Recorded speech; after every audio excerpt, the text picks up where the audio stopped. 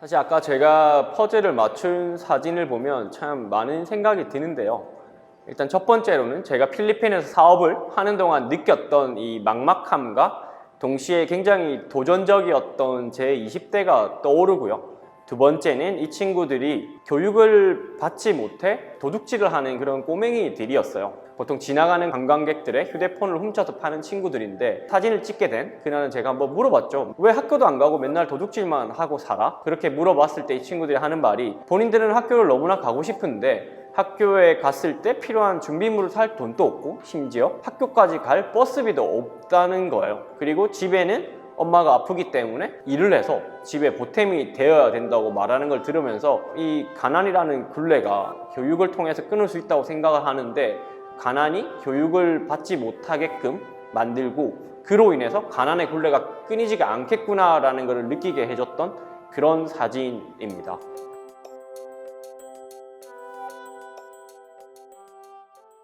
저는 항상 가진 게 없는 상황에서 제 스스로의 힘으로 성공을 하고 싶었고, 저한테 있어서 성공이라고 하면 제 이름 하나만으로 세상에 임팩트를 줄 수 있는 그런 일이 저는 성공이라고 정의를 내렸고요. 사업을 통해서 저는 세상에 임팩트를 줄 수 있겠다고 생각을 해서 항상 어릴 때부터 사업이 하고 싶었죠. 저는 사실 계획이 다 있었어요. 제대를 하고 회계사 공부를 해서 회계사 업무를 몇 년을 하다가 사업을 해야 되겠다라는 로드맵이 있었고요.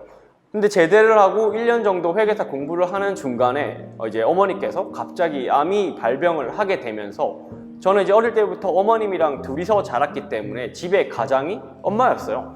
근데 엄마가 갑자기 아프게 되면서 24살 때부터 제가 가장이 된 거죠. 공부를 이제 중단할 수밖에 없었던 상황이었고, 제가 그래도 공부했던 게 경영과 경제니까 이거를 살려서 증권사를 가봐야 되겠다, 그렇게 목표를 세우고 휴학을 하고 배우증권 본사의 법인영업부라는 곳에서 계약직 사원으로 일을 했고요. 4학년 1학기 때는 SK그룹 썸머 인턴을 지원을 했죠. 서류와 필기가 합격이 된 상태에서 면접이 2번 남았어요. 근데 그때 유럽 경제 위기가 터졌을 때라서 서울에서 딱 3명을 뽑는다고 하더라고요. 생각을 했죠. 제가 아무리 잘해도 3명만 뽑는다고 하면 떨어질 수도 있겠구나. 근데 나는 이거를 붙어야 되겠다는 확고한 목표가 있었기 때문에 면접 전날에 정장을 입고 비타오백 200병에 제 얼굴을 다 붙여서 여의도 본사 앞에 새벽 6시부터 찾아갔죠. 출근하시는 분들에게 SK그룹 이번에 썸머 인턴에 지원한 이창민입니다, 이렇게 말씀을 드리면서 나눠주기 시작을 했고,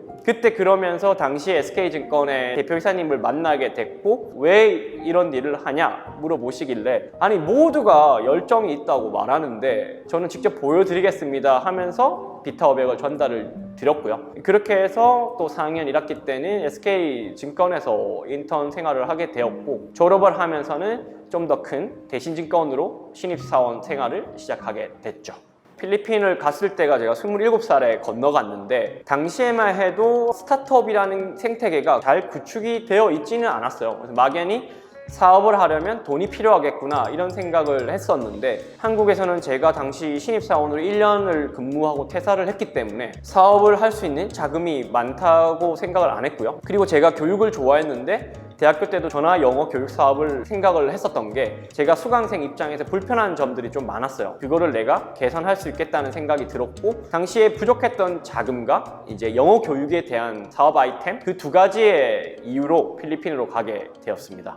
제가 갔을 때 한 2천만 원 정도 들고 간 것 같아요. 고민을 했죠. 어떤 사업을 내가 이 돈으로 필리핀에서 할 수 있을까? 아까 말씀드린 대로 전화영어 사업이라든가 어학원, 어학연수 사업 같은 경우에는 돈이 먼저 들어오고 서비스를 제공하는 형태이기 때문에 돈이 없이도 시작을 할 수가 있더라고요. 처음에 일단 홈페이지 먼저 만들었죠. 어학연수생을 모집한다는 홈페이지를 만들었는데, 친구들이 다 보자마자 야 창민아, 이거는 보이스피싱 사이트 같아, 이거 보고 누가 결제를 하겠어? 야 누가 봐도 너무 사기 같은데? 이런 피드백들이 많았는데, 근데 결국 그 홈페이지를 가지고도 1,200만 원 정도 첫 번째 캠프를 모집을 하면서 들어오게 됐고요. 그 돈을 가지고 제 옆에 있는 집들을 5채를 빌려서 기숙사를 만들고 강사님을 섭외를 하고 그렇게 사업을 시작하게 되었죠.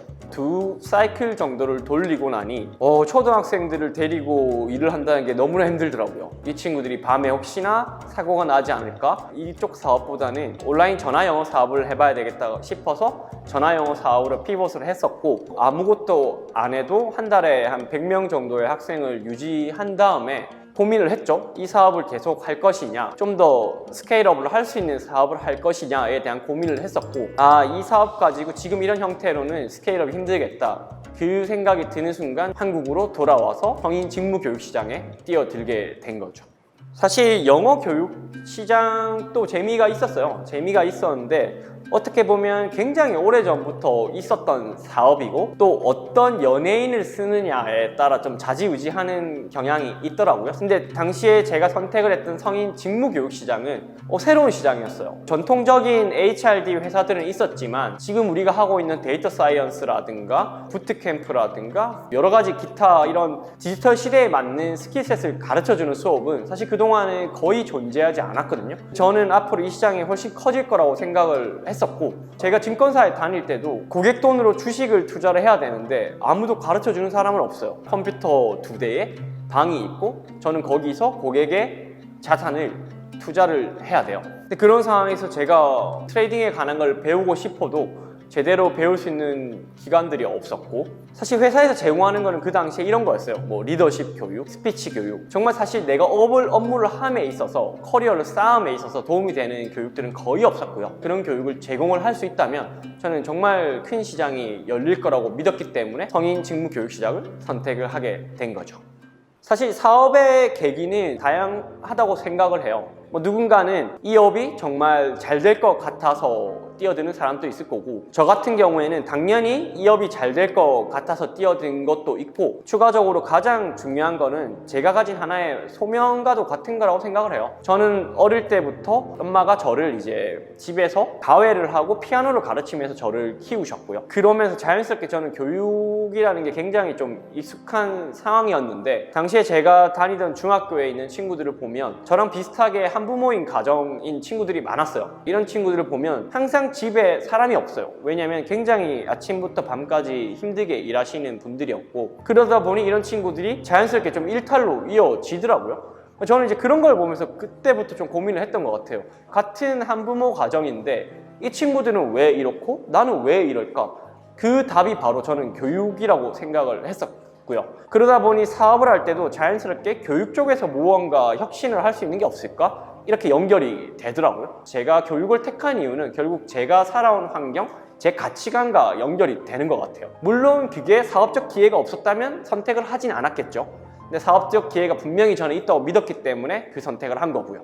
도전의 원동력은 결국은 목표가 있느냐 없느냐의 차이거든요. 저는 다양한 창업가들을 좋아하지만 손정희 회장의 이야기 중에 이런 게 좀 기억에 남더라고요. 본인은 뜻을 세우지 않는 사람이 올림픽에서 금메달을 받을 수 있다고 생각하지 않는다라는 말을 저는 책에서 봤는데 정말 공감이 되는 게, 정말 내가 이 사회에 사업으로 임팩트를 주겠다는 뚜렷한 목표가 있는 사람이라면 도전이라는 거는 그거를 이루기 위해서 자연스럽게 따라오는 거라고 생각을 하거든요. 도전을 해야만 돼서 도전을 하는 게 아니라 정말 성공을 하고 싶다는 목표가 뚜렷한 사람이라면 그거를 이루기 위한 하나의 수단으로서 도전을 반복적으로 하는 것 같아요. 제 20대는 굉장히 막막한 시절이었죠. 굉장히 즐겁게 대학 생활을 보내고 있다가 엄마가 투병을 하면서부터 이제 제 인생이 굉장히 이제 막막해졌는데, 그때의 심정은 하루하루가 시한폭탄을 메고 있는 기분이었고, 암이라는 게 언제든지 재발을 할 수 있고 회계사 공부도 더 이상 지속을 할 수가 없었고요. 돈도 부족했고요. 그런 상황에서 내가 과연 어떤 인생을 살아야 되나? 나는 사업이 하고 싶은데, 나는 이 공부가 하고 싶은데 환경은 그럴 수 없는 환경이었고, 근데 거기서 좌절하지는 않았고요. 항상 시한폭탄을 배에 메고 있는 기분이었지만 조금이라도 한 발자국 한 발자국 앞으로 나아가려고 매일매일 노력을 했던 것 같아요. 거대한 이제 벽이 자리 잡고 있는 느낌이었는데 항상 그거를 이제 좀 깨부수면서 한 번 가고 깨부수면서 한 번 가고, 그렇게 24살부터 지금까지 10년을 살아왔고요. 필리핀에 있을 때 20대 후반 또 굉장히 막막했죠. 항상 이제 10시까지 일을 하고 집 앞에 나와서 맥주 한 캔을 먹으면서 하늘을 바라보면 정말 별이 많아요. 필리핀은 하늘이 정말 예쁜 동네이고 밤 되면 별이 너무나 많은데 정말 예쁜 그런 하늘을 보면서 가슴이 답답하더라고요. 전화영어 사업을 내가 하고 있는데 과연 이 방향이 맞는 걸까? 이게 지속 가능성이 있는 사업인 걸까? 앞으로 어플이 대체가 되지 않을까? 내가 과연 이걸 계속 할 수 있을까? 한국으로 가야 되지 않을까? 이런 정말 수많은 고민들로 가득 찬 매일 밤이었고요. 그래서 20대 후반까지도 앞으로는 꾸준히 나아가지만 항상 막막했던 것 같아요. 그런 막막했던 제 20대를 극복할 수 있었던 원동력은 어떤 일이 발생을 했을 때 과연 이 일이 컨트롤할 수 있는 일인가 아니면 컨트롤할 수 없는 일인가에 대한 생각을 했었고요. 처음에 엄마가 암이 발병을 했을 때도 첫날에는 너무나 좀 슬프더라고요. 첫날에 굉장히 슬퍼하면서 생각을 한번 해봤죠. 내가 지금 할 수 있는 게 뭘까?